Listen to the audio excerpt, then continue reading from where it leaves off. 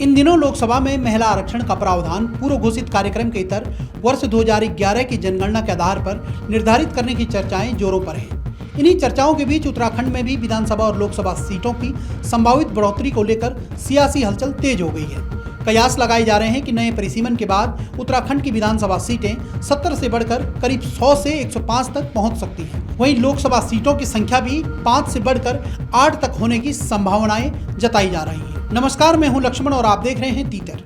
राजनीतिक गलियारों में यह चर्चा भी जोर पकड़ रही है कि महिला आरक्षण लागू होने के बाद सबसे पहले उत्तर प्रदेश और उत्तराखंड में विधानसभा चुनाव होने हैं। ऐसे में इसका सीधा असर इन राज्यों में देखने को मिल सकता है। हालांकि इस पर अभी कोई आधिकारिक पुष्टि नहीं है। वैसे भी 2026 में विधानसभा सीटों का नया परिसीमन होना था, लेकिन कोरोना के चलते वर्ष 2021 में जनगणना न हो पाने के कारण समझा जा रहा था कि जनगणना के बाद ही परिसीमन हो पाएगा।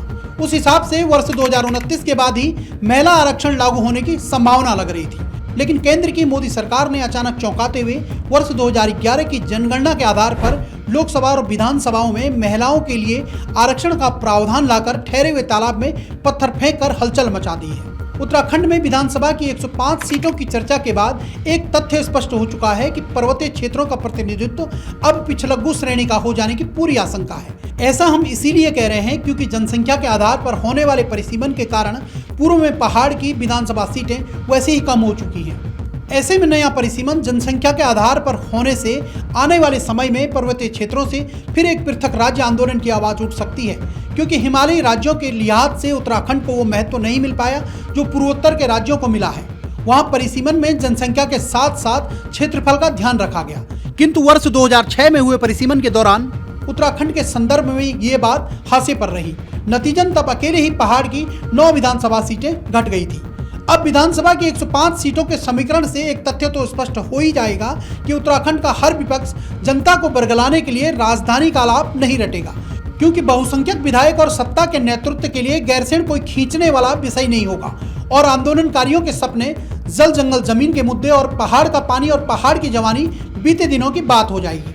अब 105 सीटों की बहस कई खट्टे मीठे विमर्शों से गुजरेगी और पृथक राज्य का मकसद गैर पर्वतीय नेतृत्व के सामने उपेक्षा, उपहास और अतीत का विषय हो जाएगा। हालिया इसी मामले पर उत्तराखंड कांग्रेस के प्रदेश अध्यक्ष गणेश गोदियाल ने सबसे पहले इस विषय पर बहुत गंभीर प्रतिक्रिया दी है। उन्होंने कहा है कि उत्तराखंड राज्य 105 विधायकों का बोझ नहीं उठा सकता। साथ में उन्होंने यह भी कहा कि सभी राजनीतिक दलों, चिंतकों और विचारकों को इस विषय पर गंभीर विचार विमर्श करना चाहिए। देश के लिए और हमारे प्रदेश के लिए और सभी प्रदेशों के लिए, यानी कि संपूर्ण देश के लिए एक बहुत बड़ी खबर है कि जो पहले घोषणा की गई थी सरकार के द्वारा कि आगे 10 वर्षों में महिला आरक्षण लागू किया जाएगा, राजनीतिक परिस्थितियों के चलते इसको वर्ष से पहले ही लागू हो जाने का एक अनुमान लगाया जा रहा है।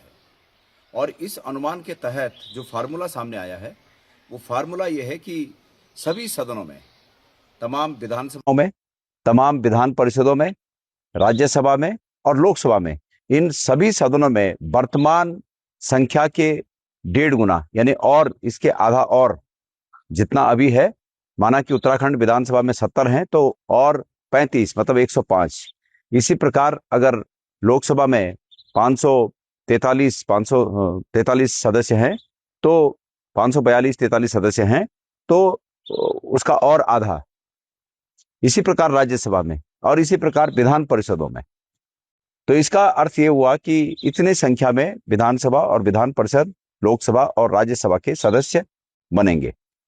ये एक हिसाब से राजनीतिक क्षेत्रों में और राजनीतिक लोगों के लिए ये खुशी का माहौल हो सकता है, क्योंकि बम्पर भर्तियों का सीजन आने वाला है।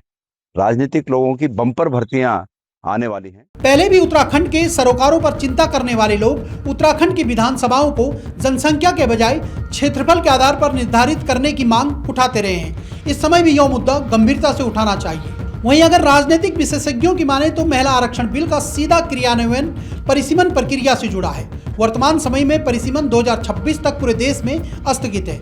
ऐसे में यदि 2027 के आसपास नई परिसीमन प्रक्रिया शुरू होती है तो इसे पूरा होने में कम से कम 1 से 1.5 साल का वक्त लगेगा। इसका मतलब साफ है कि 2027 में उत्तर प्रदेश और उत्तराखंड में होने वाले विधानसभा चुनाव पुराने परिसीमन के आधार पर ही कराए जाने की पूरी संभावना है, या फिर आनन फानन में जिन 5 राज्यों में अगले साल चुनाव होने हैं उनमें परिसीमन कराया जा सकता है। वहीं सीटों की संख्या 100 के पार जाने की स्थिति में उत्तराखंड में विधान परिषद गठन की संभावनाएं भी बढ़ सकती हैं। ऐसे में राजनीतिक दलों के लिए अपने कार्यकर्ताओं को समायोजित करने के लिए नए रास्ते खुल सकते हैं, खासकर उन नेताओं के लिए जो अब तक सीधा चुनाव नहीं जीत पाए हैं। हालांकि यह कोई संवैधानिक अनिवार्यता नहीं है, किंतु जब दायित्वों के लिए मारामारी दिखती है तो ऐसे लोगों के लिए उनकी पार्टियां पुनर्वास करने के लिए दबाव तो बना ही सकती हैं। कुल मिलाकर महिला आरक्षण बिल ने जहां महिलाओं की राजनीतिक भागीदारी को लेकर नई उम्मीद जगाई है, वहीं उत्तराखंड में संभावित परिसीमन को लेकर सियासी समीकरण भी तेजी से बदलते नजर आ रहे हैं। हालांकि जमीनी हकीकत आगामी परिसीमन प्रक्रिया पर ही निर्भर करेगी। ऐसी रिपोर्ट्स के लिए देखते रहिए तीतर।